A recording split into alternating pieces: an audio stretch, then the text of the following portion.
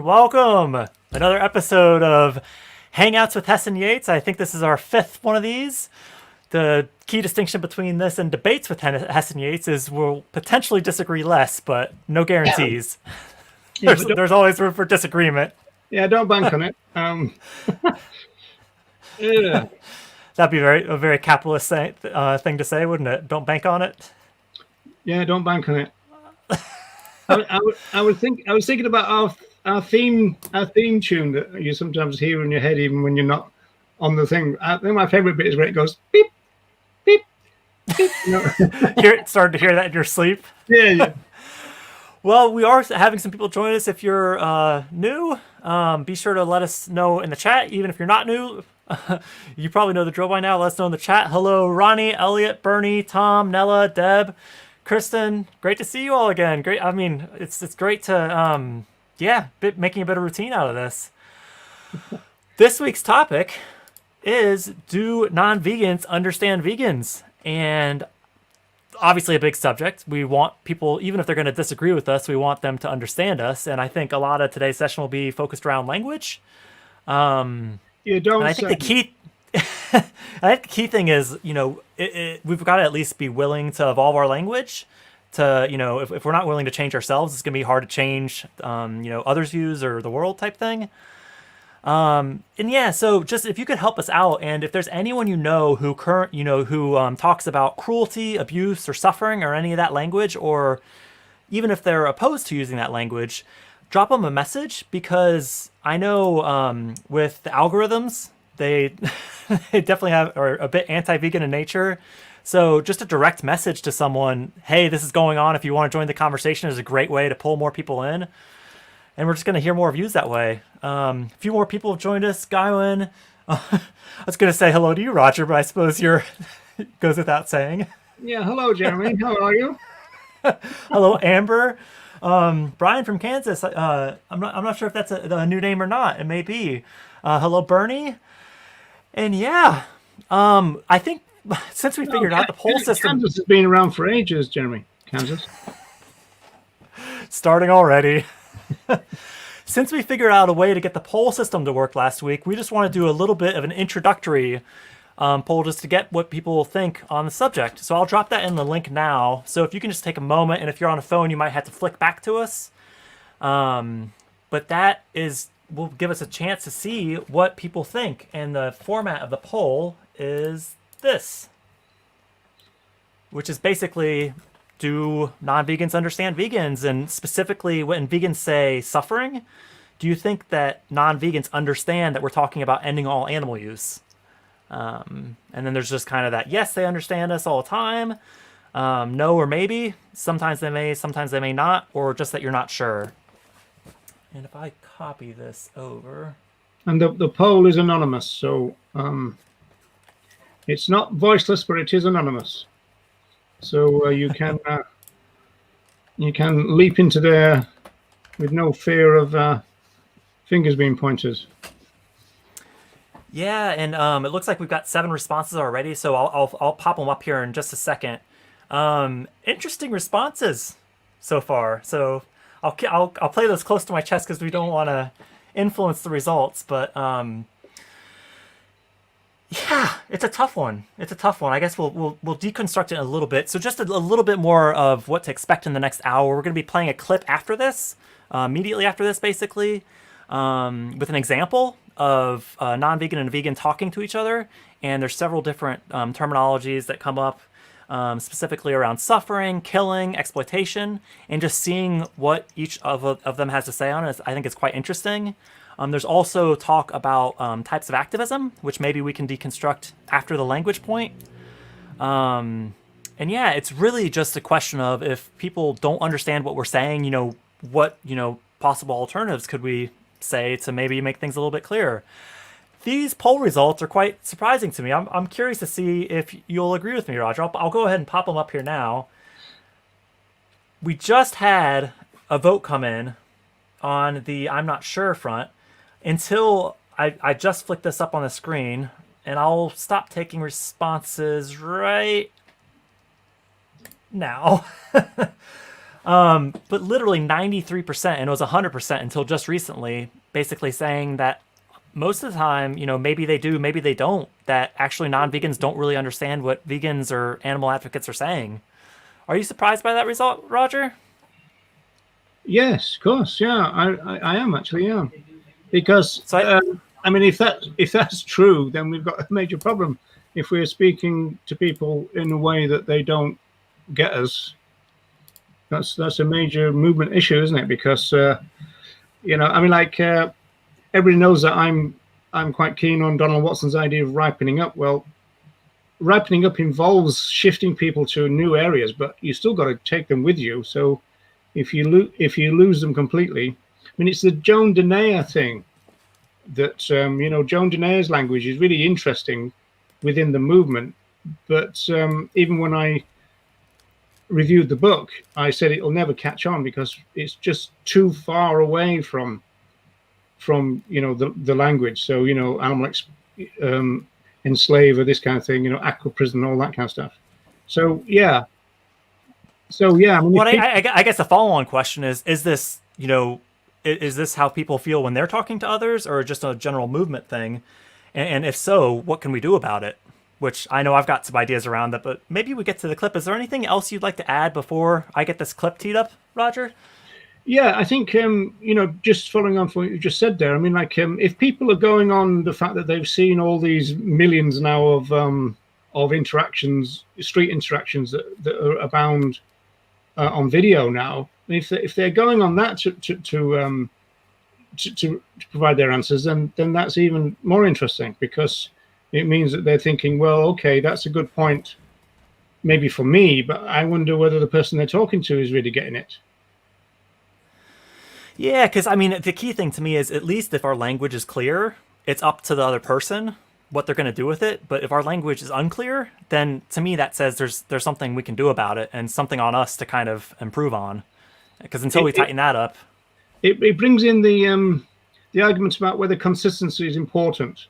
Some people think it is, and some people think it isn't. Consistency of argument, language, all those kind of things are very important. So you kind of give a clear, unequivocal message, and you tend to use the same kind of language over and over to reinforce it. Some people think that's not really necessary. You can kind of go with the flow, and even in that kind of spirit of meet people where they are, a lot of people would say, well, it's better to use their language, because if you do that, then you're gonna kind of connect to them on a human level. So there's quite a lot of interest. I like the bridge. I like the bridge the two. I mean, I guess we're getting into solutions a bit, but to me, I like the bridge if they are using speciesist language. I like to sometimes say their language back, and then I might preface it with so-called, and then I might say, or as I prefer to say, fill in the blank. So, for instance, skin instead of leather, and that kind of thing. That way, you're not completely using new language. Yeah, without I know. Kind of prefacing it.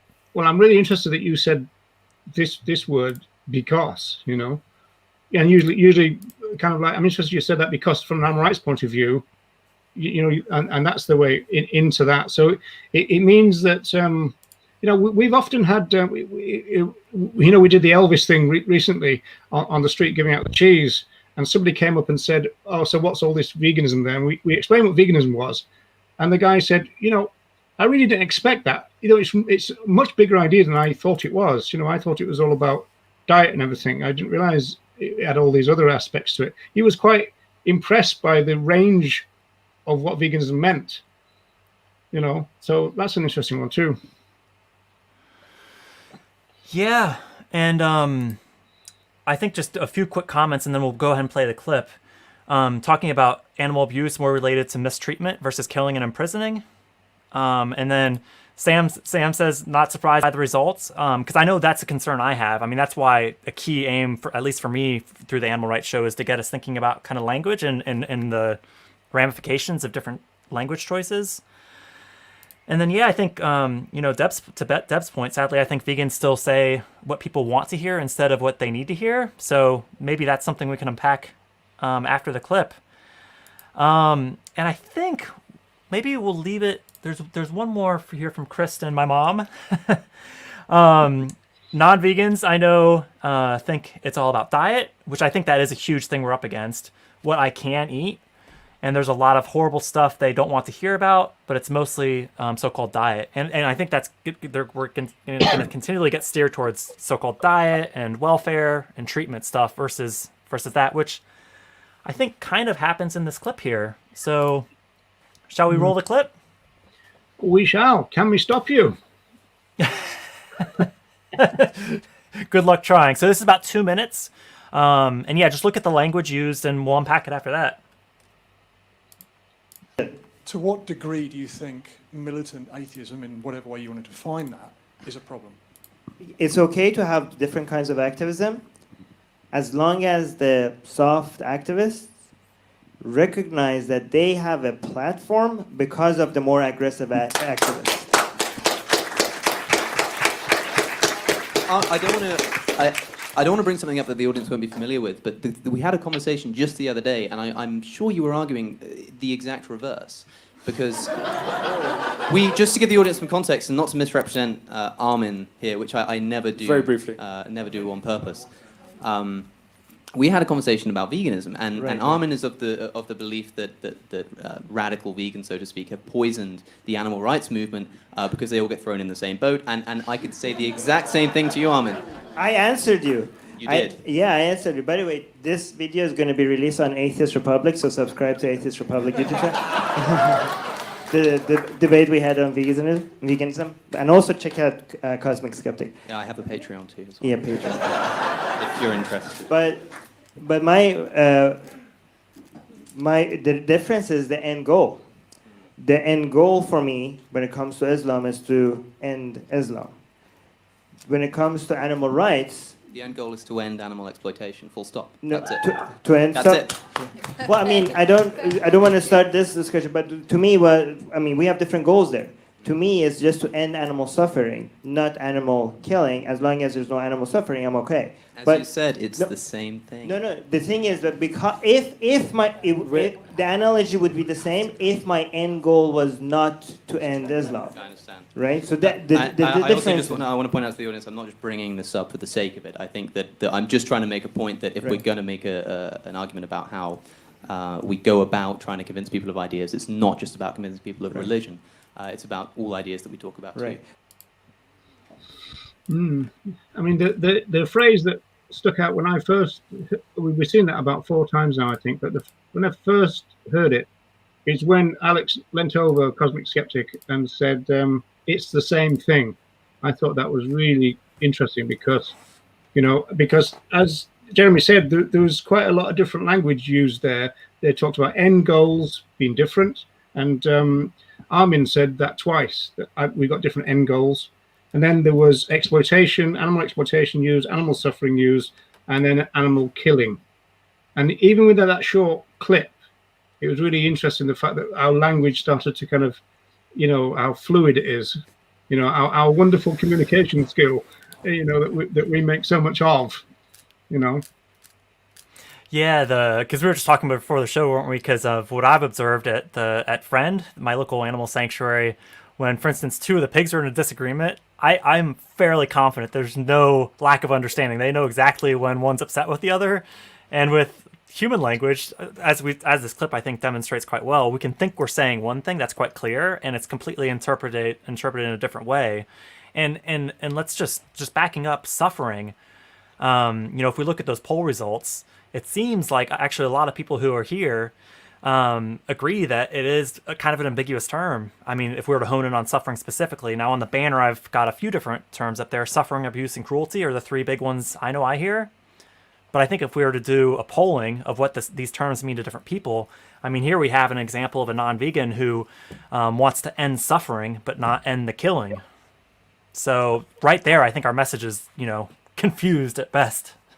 I wonder what made him change the language, because he started off by saying exploitation, and then he switched to killing. I mean, this is one thing where there's a slight disagreement between get your bell ready. Quite disagreement between me and Jeremy here, in the sense that you're quite critical of the word exploitation, and you kind of lump that in with suffering as kind of equally problematic. Whereas I would suggest that the word exploitation is not as unclear. And one of the ways that we talked about that before we came on was the fact that if you use the word exploitation, and then if you look up the word exploit, then the meaning of it becomes a bit clearer for me. This is. Yeah, and I think it's with all these things. I mean, that's the only poll question I've set up for today. I'm trying not to go too over the top with the poll questions because I do think they're interesting. But it'd be interesting. I mean, we talked about suffering, but if we ask people in the chat to say how they define suffering or exploitation, I mean, I've got exploitation up on the screen, which I appreciate. You were building a case, Roger, that exploit is basically the same as use, and that when we Google it, exploitation does get different results. However, I think before we're animal advocates, which non-vegans are, most of the times you're going to hear exploitation in the context of human workers, unfair working conditions and this kind of thing. So to me, it's really not analogous to the animal situation. No. I think it perhaps is slightly clearer than suffering. Yeah, I think it's significantly clearer because I think it's got much more feel about it. That if you say we want to end animal exploitation, which is actually the language of quite a lot of the vegan pioneers, ironically, but it seems to me that you're much more closer to we want to end animal use than if we want to end animal suffering, because we can end that while continuing animal use in the kind of compassionate farming type sense. But again, if you look at the word exploit, the main thing is to make use of and derive benefit from. And so that's not what it means in a human context, though. So we're going to have different definitions depending on a human or another animal is involved. I mean, that I think that's got a few problems associated with it. Well, if a human rights or an anti-trafficking person said that this person was exploiting someone, it doesn't mean they were using them. It does, doesn't it? Technically, any employer uses their employees, though, right? Yeah, but they're supposed to be. Yeah, I mean, we get into Marxist territory here, but I mean there's supposed to be a voluntary kind of, agreement here. This kind of, informed consent and all that. Whereas exploitation has got much more of a kind of somebody is doing something to somebody else, and it's not good. Well, to the point of this video, the end goal isn't to end them working, though. It's to end them working in unfair conditions or unfair treatment, which is not our goal from an animal rights perspective. Maybe an animal welfare perspective. We should have called this thing a debate, shouldn't we? Well, look, starting. You see, I don't know why you hung up on the word work there, because if they're benefiting from their work, that basically means benefiting from their labor. Again, we're into kind of Marxist territory here, in the sense that you've got people who don't do the labor benefiting from the laborers. Would you be of the position that every employer exploits their workers then? Yeah, well, yeah. From a Marxist point of view, it is true, because they take the surplus value from the labor. But of course, there is all kind of rationales about why they would, because then they've got to reinvest and they've got to do a lot of other things. So if they, if in other words, if the workers took the share of everything that they produced as profit, and then there was none left to invest in R&D and all that would be the argument there. But I mean, when we're looking at other animals, then it's much clearer that exploit means use. And that is a world of difference to me from suffering. Because when you say we want to end suffering, people immediately think welfare then.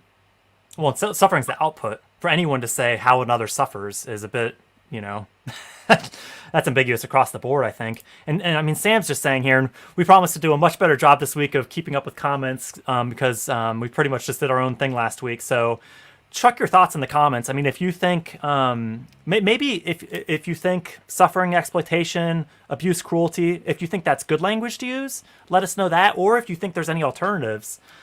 But I mean, to Sam's point, that non-vegans are almost never exposed to a clear message of animal rights. Invariably, when animal rights features It's actually a discussion of welfare and cruelty, and we saw that just in an article we were looking at today, didn't we, Roger? Where they were using the welfare and rights interchangeably, as if they basically meant the same thing. Yeah, there was a thing about some animal rights debate that was supposed to have gone on in some parliament, and of course it was all about the Animal Welfare Act and all that kind of stuff. And hello, Grumpy, and looks like Elliot's just pointing out that now I've seen a few of Cosmic Skeptic's videos, but not enough to really make a aggregate some observations. But it sounds like the language is constantly changing. So to your point, Roger, of consistency, I don't know. I'm of the mindset that consistency does matter. And what's the downside of trying to be consistent?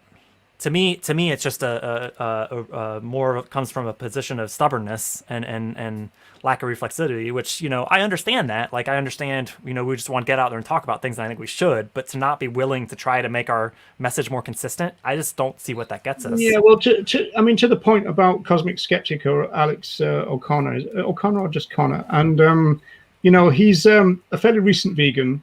I mean, he had Joey Carbstrong on as the experienced long-term vegan in relation to himself, all of 6 years. And so, but he admits that he's still kind of learning. Also, theoretically, he's a big fan of Peter Singer.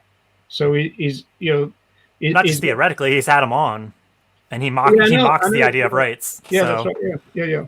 Although he did clash a little bit with Singer, because Singer did his usual thing about, well, if somebody sprinkled cheese all over my food, I eat it.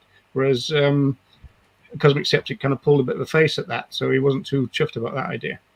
Well, that is an interesting, that highlights the breakdown in communication as well, doesn't it? Because we've got the movement influencer, Singer, talking about suffering, and the interpretation of suffering is very different depending on who you talk to. Because just to kind of close the loop out on that one, I mean, this is just a quick Google or Gurgle. A state of ongoing pain, distress, or hardship. So, I mean, the animal issue is much bigger than just these things. And when we talk about this, it's, trying to end suffering. That means a lot of different things, especially to non-vegans. They're going to say, okay, I'll buy my happy eggs and so forth. Well, yeah, quite, because what makes the suffering thing more complicated is that bit that's picked out at the bottom about unnecessary suffering, which is the cornerstone of animal welfare, right? And so that creates all kind. See, everybody, if everybody is opposed to animal suffering and against animal cruelty, and so the only thing that we've argued is that the connection between being opposed to animal cruelty, being not wanting to create unnecessary suffering in other animals, doesn't mean therefore vegan. Whereas it does within the movement. They seem, and that's the thing. We have to look at it through a non-vegan's lens, don't we? It's like a roadmap. For us, it goes, well, therefore, you should go vegan. And people are going, hang on a minute, I've just said that I'm against suffering. Like Armin said in the thing. Look, I'm against suffering, but I'm not against killing them. I'm not against exploiting them. I'm just against suffering. It's a welfare position. It's what they're socialized to say. Which our movement tells them, doesn't it? Being a predominantly welfare-based movement. Welfare-based campaigns, welfare-based language, as we're touching on here. But to me, that's the key point. An animal advocate, when they would say all animal use is suffering, whereas to a non-vegan, that's not necessarily the case. You can have, suffering-free or cruelty-free animal use. Just to catch up on some of these comments, I mean, my mom's got an interesting point. She picked out the whole soft activist, which it's kind of an oxymoron, isn't it? Because maybe we catch up on some of these comments, because I would like to go to the whole point of what was the terminology used? The aggressive activist is the reason why soft activists have a platform. I think that's worth unpacking. I want to invite people to name soft vegans. I'll start. Tobias Lunart. Have to go there. All right. Let's see. So Tom's just saying, yes, you're right about the there not being a clear animal rights message. I think the risk is when we use welfareist language, even though we mean abolition, we can reinforce welfarism, which is the mainstream view, which exactly this, because it's a perpetual mission to pull people away from that treatment-based response to the animal issue. or the animal Well, question, should I say? I think Tom there kind of really has kind of hit the core of the issue, is the fact that we kind of want to use welfare language because it's what people we're talking to understand, but we mean abolition.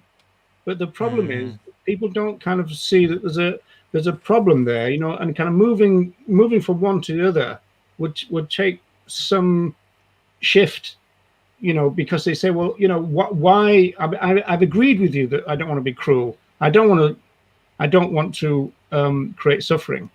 And then the vegan would say, well, the only way to solve that is by going vegan, which is against everything that this cultural speciesism tells them, because cultural speciesism is all based on the idea that not only is non-cruel use feasible, doable, it's actually common, which is usually why when you find these exposés, oh, it's one bad apple. I mean, God knows how many one bad apples there's ever been, but it's always one bad apple, because that's the way the system has to process it. The system itself is not necessarily a problem.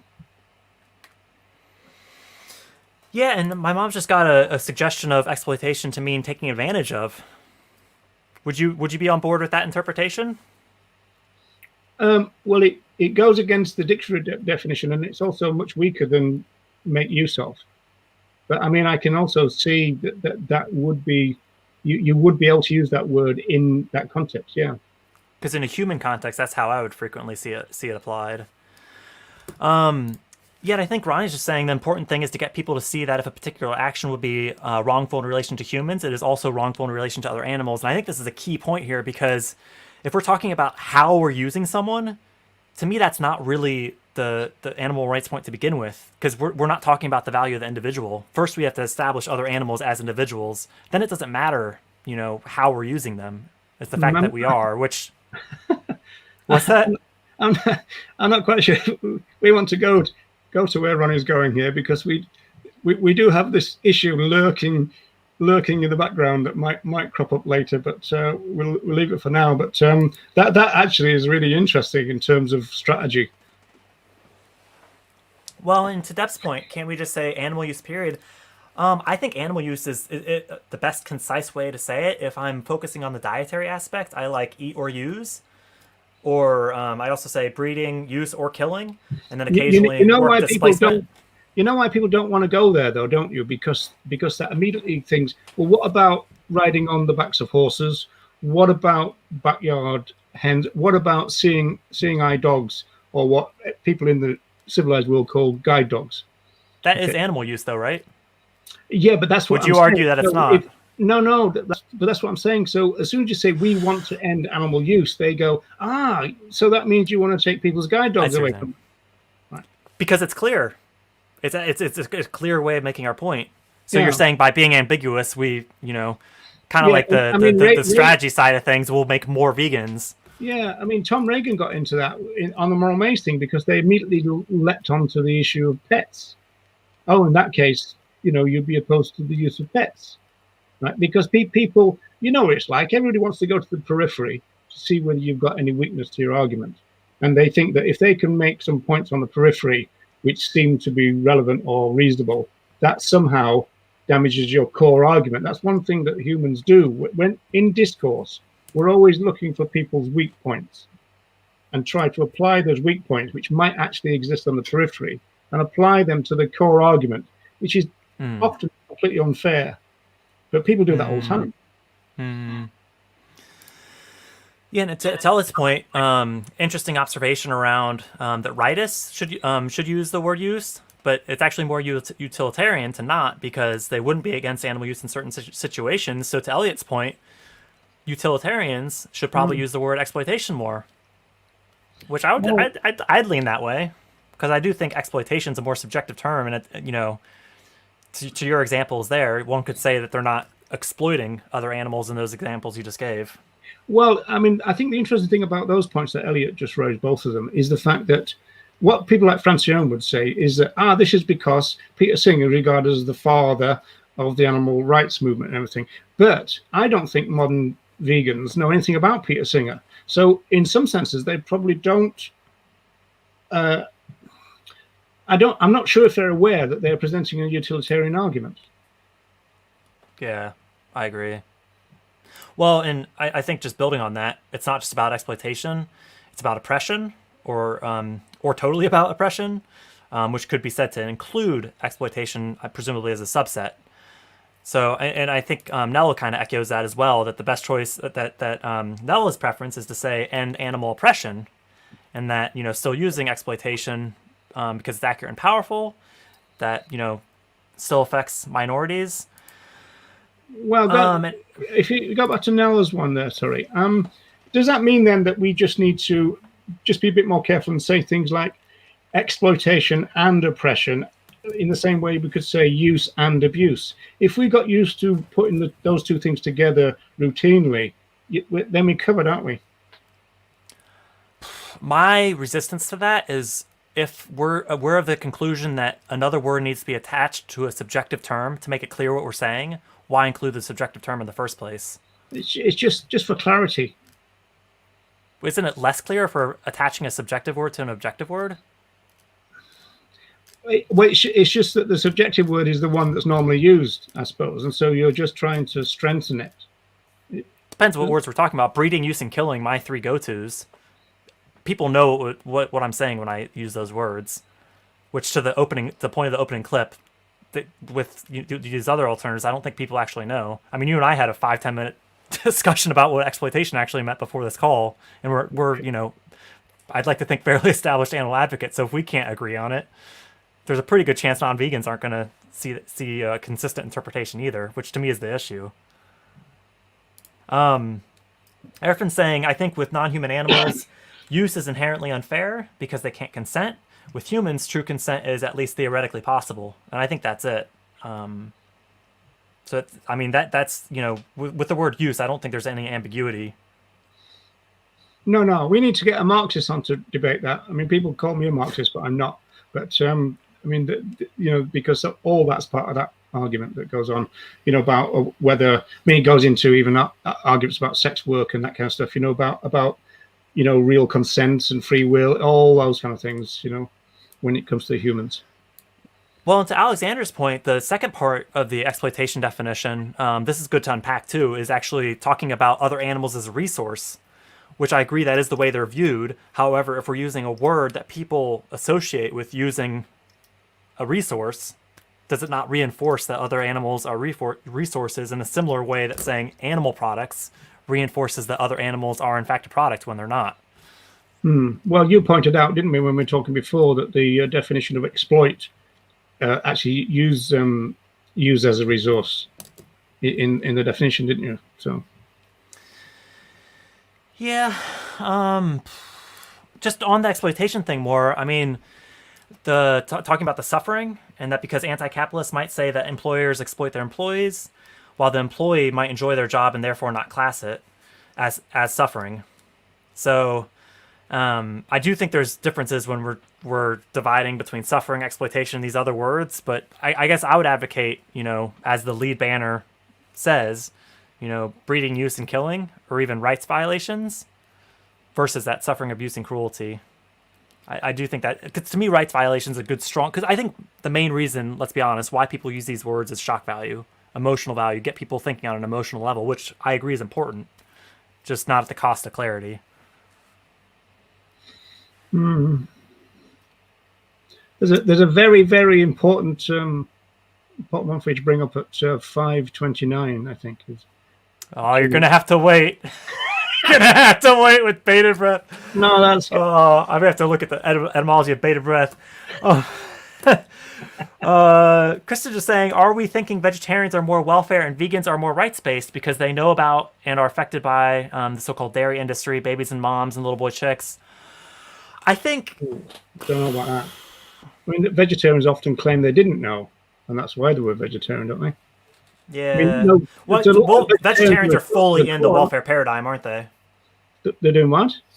They're fully in the welfare paradigm, whereas at least when we get to, so-called vegans, it's a bit more of a split. Some advocate for ending all use, whereas some advocate for just, treat them well type stuff. Yeah, the real problem there probably is thinking about what would more rights-based mean. You know, I mean, like, are we talking about knowledge of rights theory, use rights-based language, so use phrases, such as rights violations. Most vegans don't do that, but there's a variety of reasons why they don't. Yeah, and Ronnie's just saying wrongful human behavior towards other animals can be often classed as exploitation, but in many cases it can't be. For example, the human-created climate crisis is harming wild animals or free-living beings in huge numbers. Are we exploiting free-living beings through the climate crisis? That'd be a tough sell. I agree with Ronnie on that one. It's not a very encompassing term. Well, we're exploiting the environment. Yeah, I guess we could go down that one. And I the flip it to test it and think about these things in a human context I think is essential. But if we're talking about using bodies as humans as a resource, would apply to the second form of exploitation, not the first. Same immorality. So yeah, I guess the end goal with human exploitation isn't necessarily to stop their use, whereas it is for other animals. That's where I keep coming back to.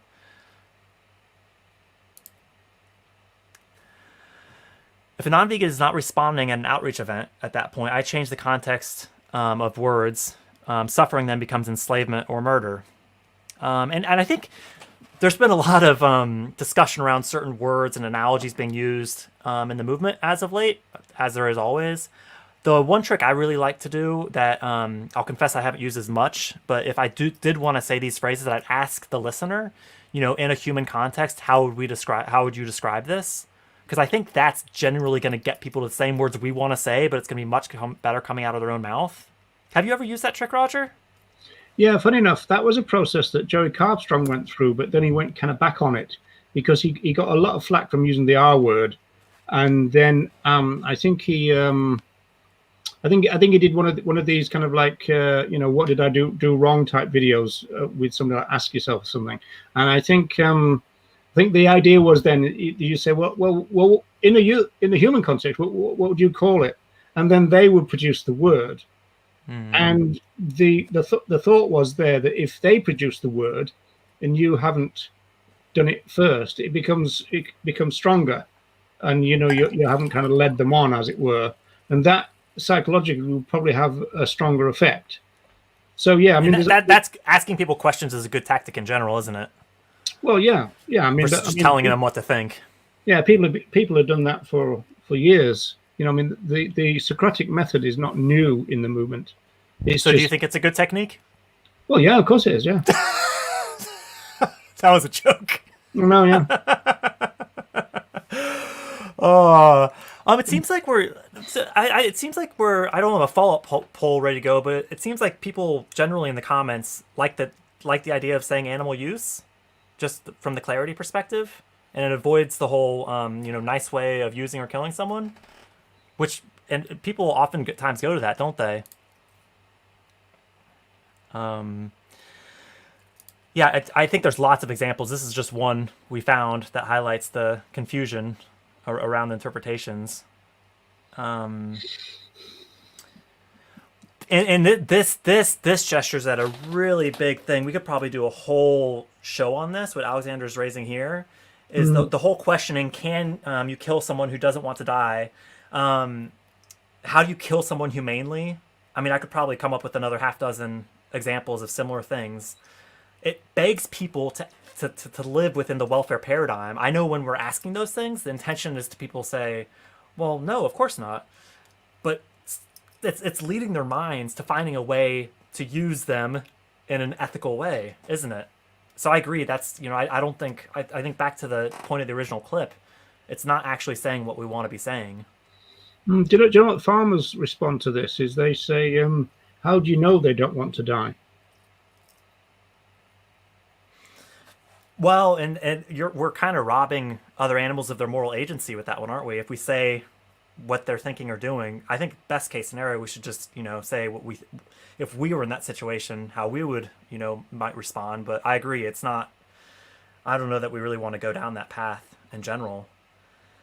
No, well, we've obviously got lots and lots of evidence of, there's quite a lot of empirical evidence about other animals escaping from slaughterhouses having to be driven. I mean, like the reason that they've got electric prods is because often other animals would have to be driven to their deaths.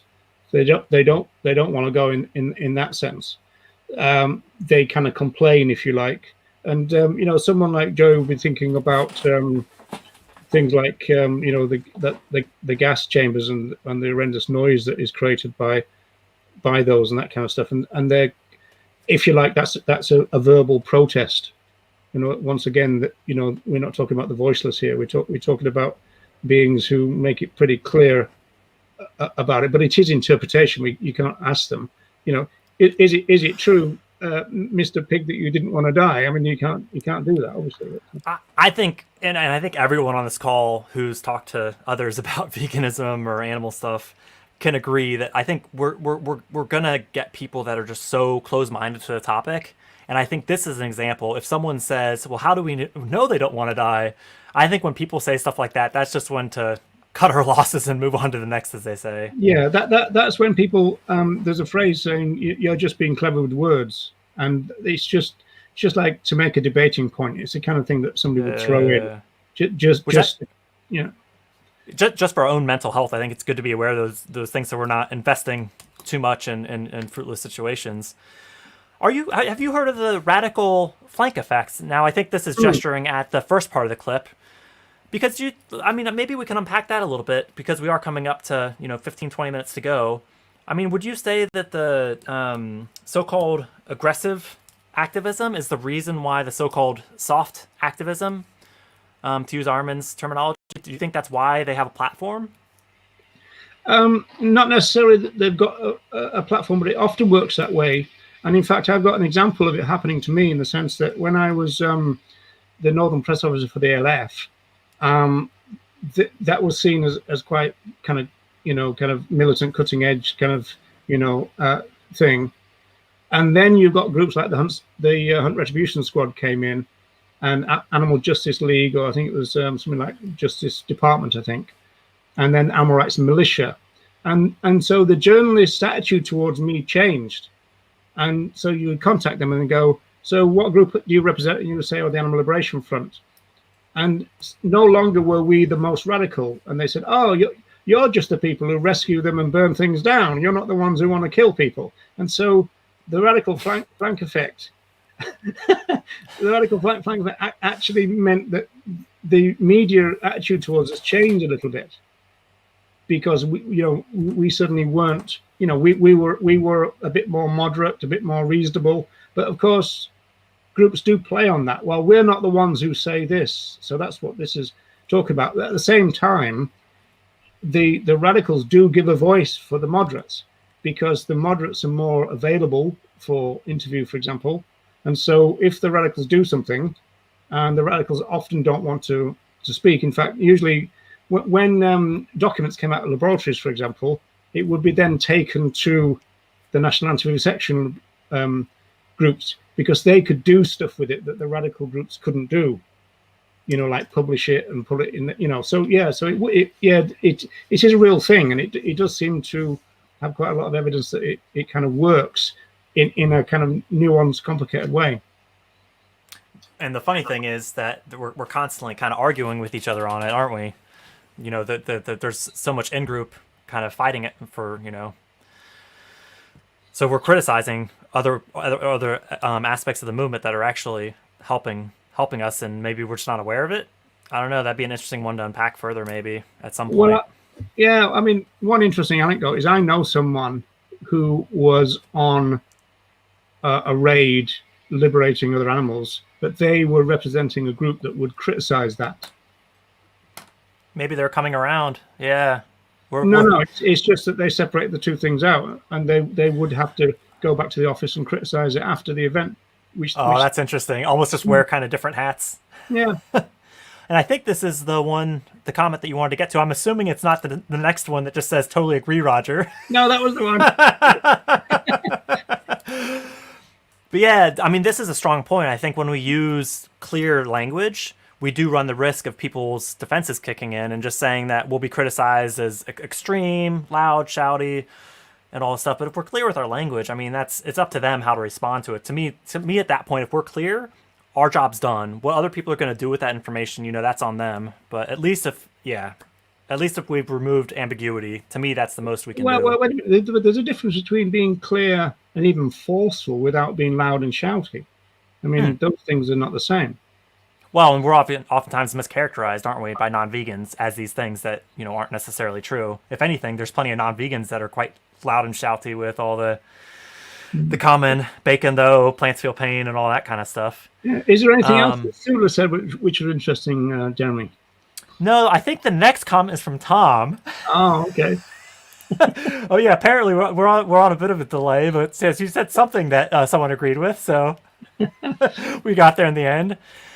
Tom's just saying, to Roger's point, I had this experience recently when I articulated the rights-based position to a non-vegan, and the response was, what about Inuit peoples in cold regions who need to use animals? So at least there the conversation is going to where I think it needs to go, because I think most people on this call would agree animal rights is a complex topic, and there are going to be nuanced issues that need more specific responses than that. But at least then you can just gesture right back. Should we be applying exceptional circumstances to non-exceptional ones? Because in the Western world, it's very rarely the case where people need to use animals. No, but also this raises an issue that was raised once about the idea that so-called intersectionals are not allowed to critique the culture of people like Inuit peoples, but that's not true. I mean, vegans critique culture all the time and everywhere. So in that sense, it's kind of not a problem. It just changes the situation. If there's nothing else. I mean, like that is a genuine kind of moral dilemma that raises. What do you do about the Inuit people? Yeah. And hopefully by answering those questions, there's we can arrive at some firmer conclusions on some of the others. I think a lot of these comments are building on what we've already been kind of saying about use, suppression, exploitation. So it does seem like we're a bit mixed. Maybe in a future one, we can put up a bunch of different words and see what people prefer to use. I mean, this is a bit controversial, but no one needs to use animals these days, not even Inuits, because they could easily be provided with vegan food, for instance. I don't know, it's challenging. I mean, I think one situation that is difficult and perhaps a bit closer to home than the Inuit example, or indigenous North Americans, is when we're talking about homeless people.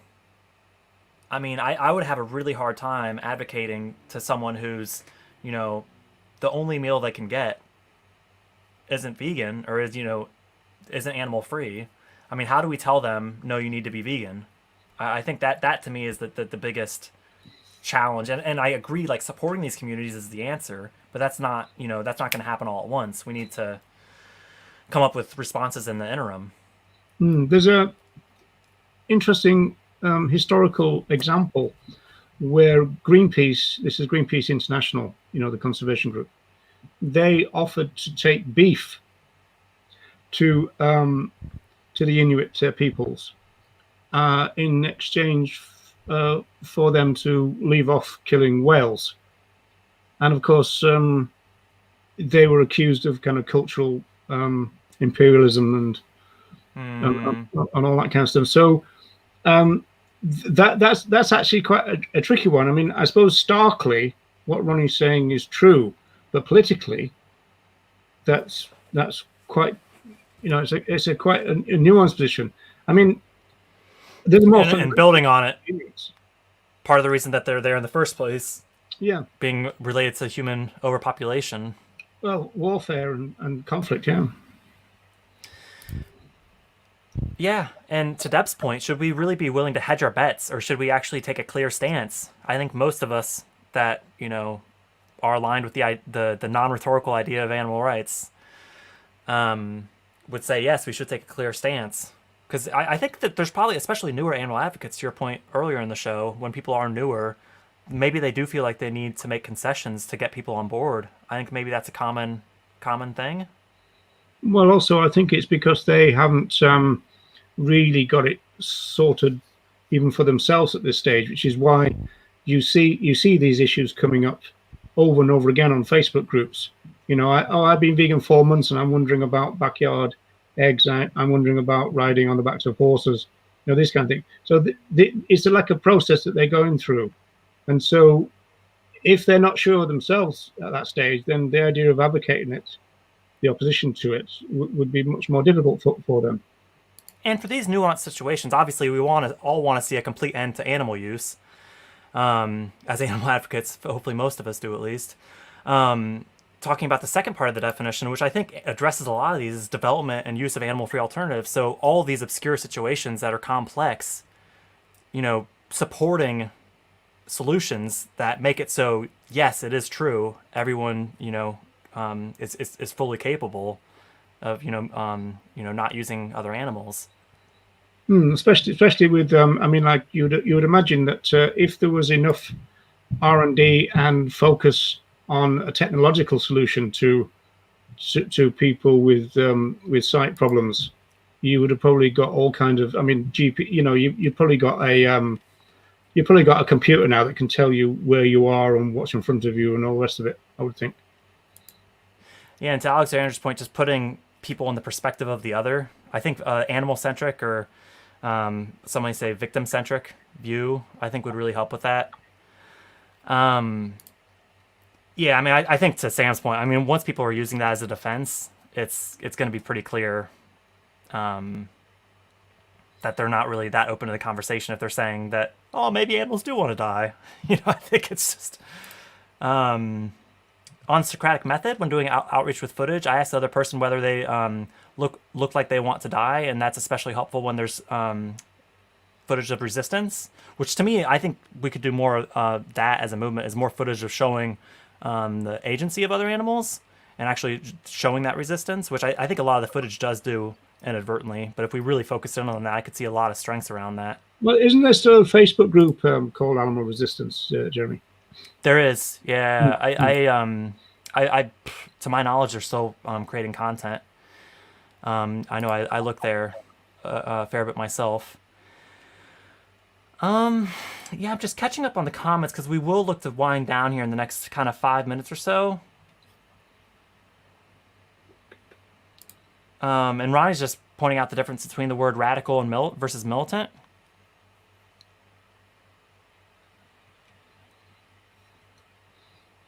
That's just because he's an extremist, he says that.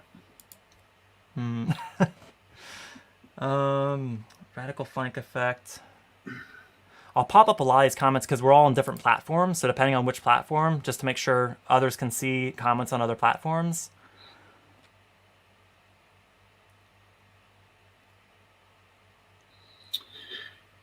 Well, yeah, this is a good point. How are you doing, Louise? Yeah, it's a good point here. You know, getting people to listen and almost creating a space where they feel like they can engage. I think that's really, really important. Because if we just shut down the conversation, they're on their way. You know, all of a sudden they've met another pushy vegan, so to speak. Which I agree, there's places where we can be pushy, I'd say assertive. But if we're doing it too much to the point where we shut down the conversation, I think we're losing them.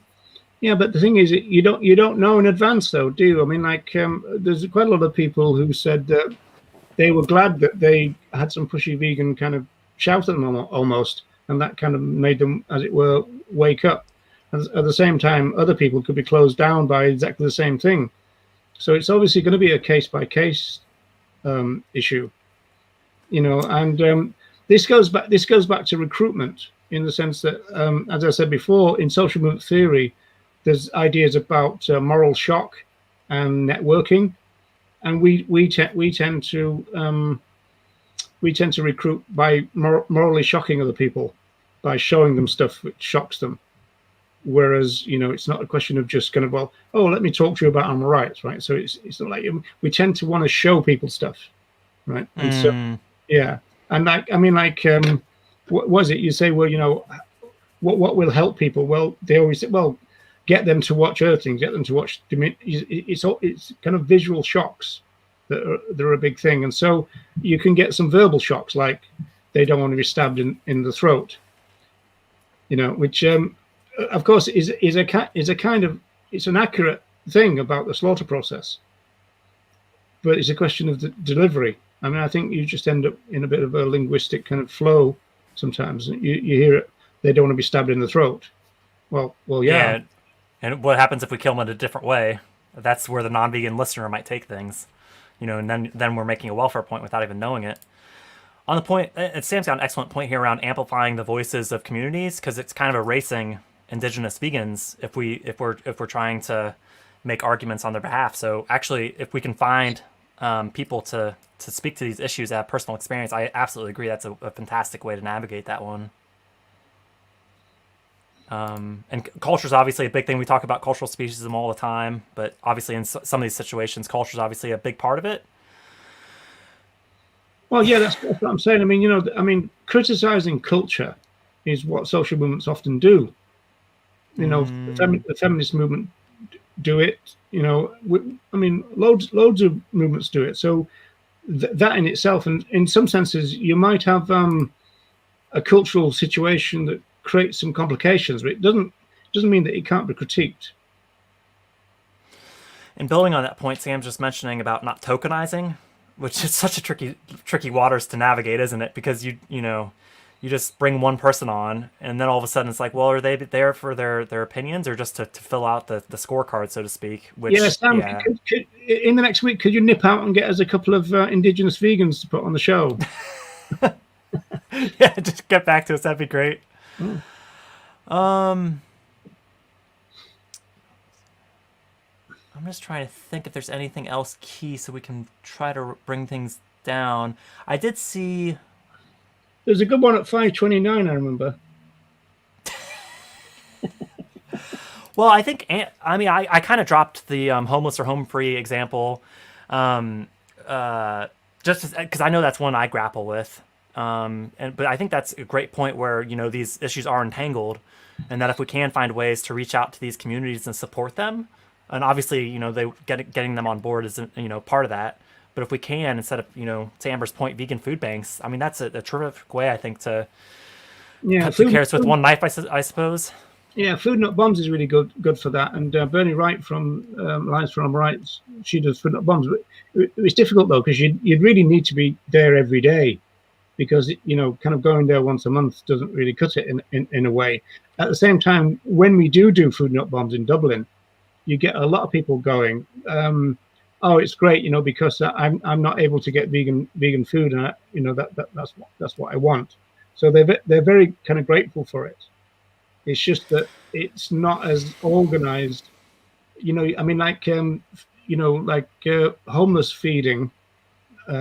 Use that phrase. I don't like it very much, but it's actually very intensive. You need an organization to do it adequately. Yeah, and I think to Tom's point, if people are asking questions, I know as animal advocates it can be easy to get frustrated. However, if they're asking questions, even if it's, I think we've probably heard most of them by now, but at least if they're asking questions, they're interested in having the discussion. So as hard as it is, I think try to find that genuine interest in the subject. And sometimes there might be a lot we have to scrape away at to get to it, but if we can, then I think we might have a genuine animal rights discussion. To your point, though, Jeremy, that really frustrates me when people say, "Oh, this person's asking me this question, and I've heard it a million times."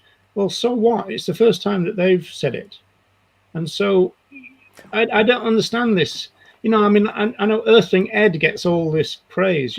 Oh, you didn't lose your temper. Well, what's the point of losing your temper when you're supposed to be trying to talk to people, have a dialogue with them, educate them? Losing a temper, so if you can't hold your temper, then that's your issue, not theirs, that they ask you a question for the first time that, although you might think it's banal, well, it's the first time they've asked it. So how are they going to know? Yeah, and just to clarify, you're talking about animal advocates who say they're getting tired with the questions. We should be encouraging the questions, because that means we're getting engagement, doesn't it?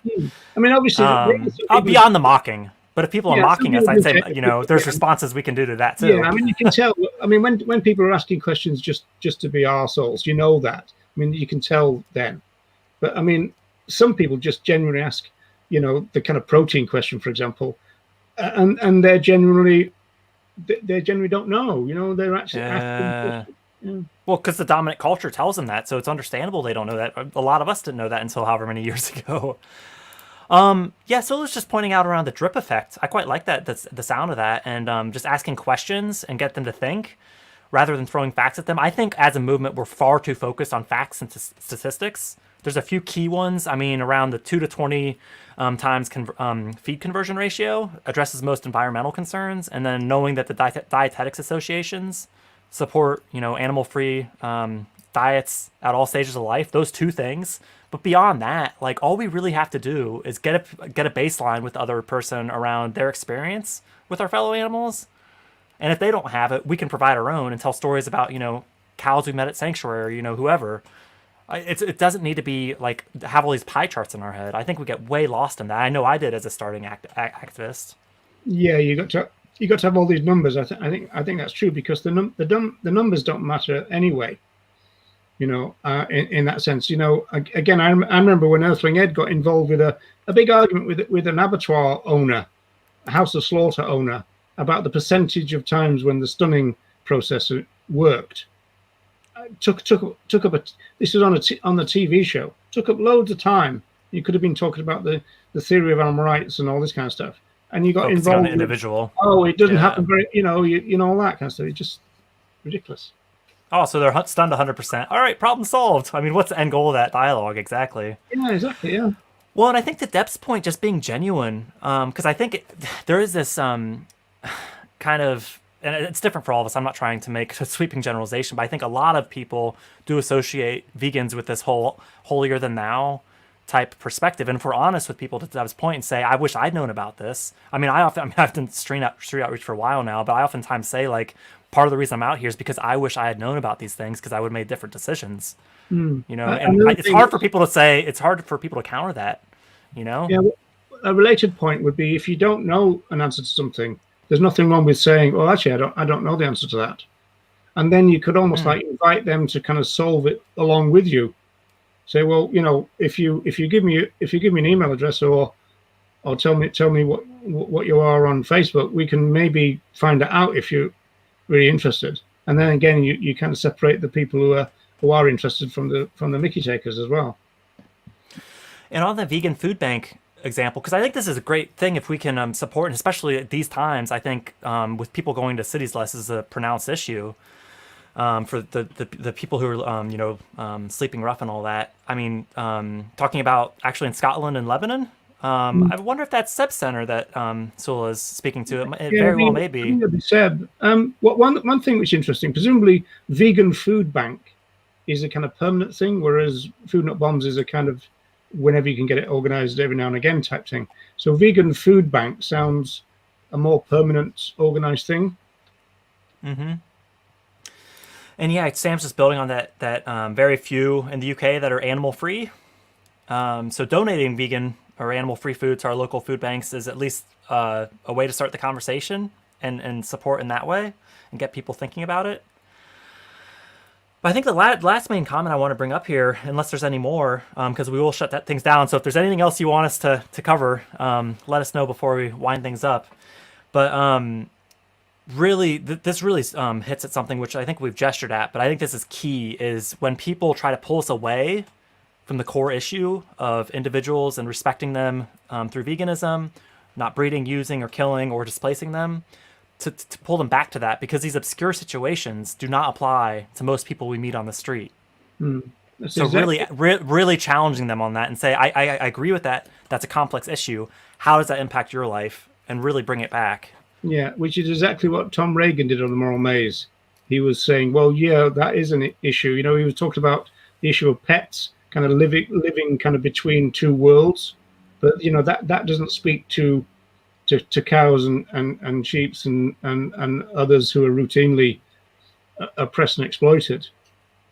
So again, it's a little bit of a tactic that people want to take you to that more difficult area. They're really kind of trying to test the periphery, the fringes of your argument.